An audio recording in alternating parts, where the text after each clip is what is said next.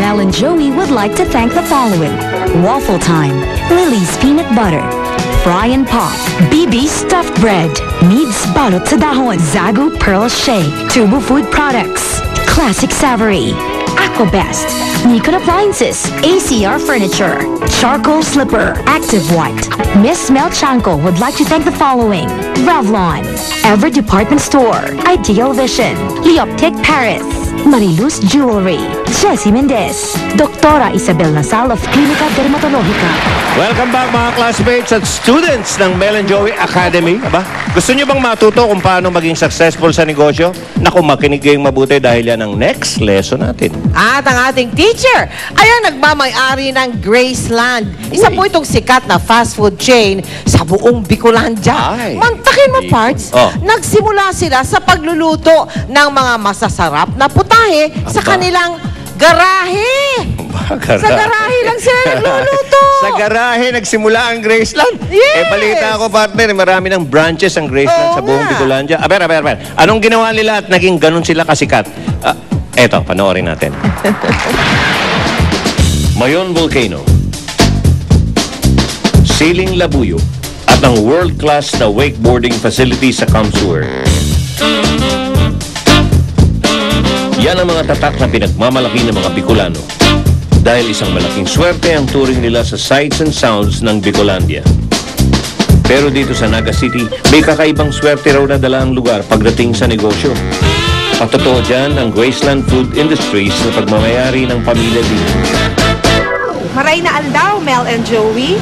Ako po si Maritan ng Graceland Food Industries Incorporated.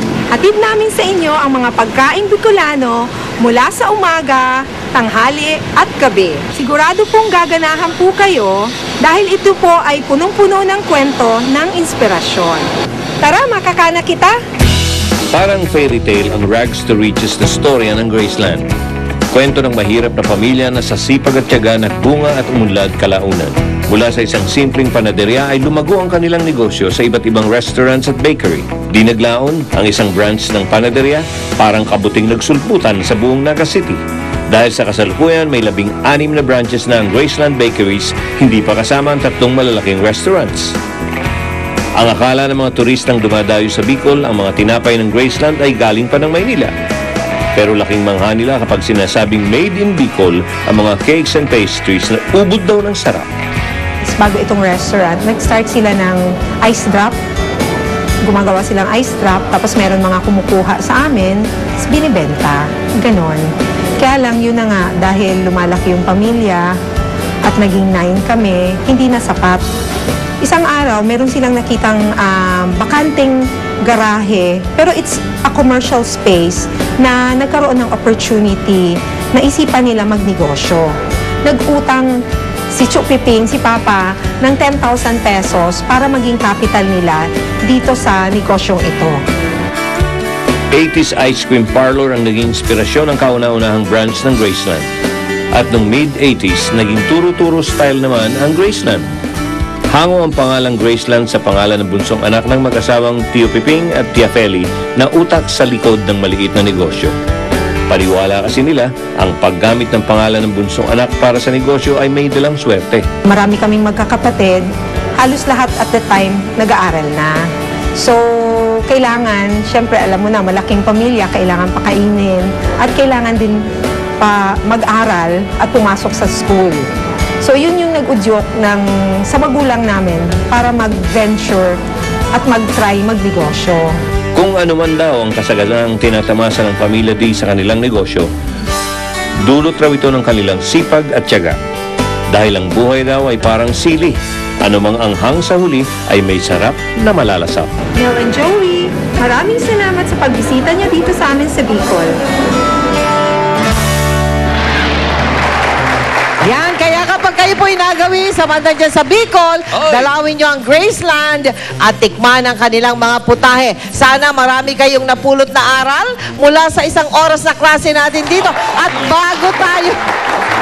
bago ma-dismiss ang ating klase, heto ang aming take-home na thought for tonight.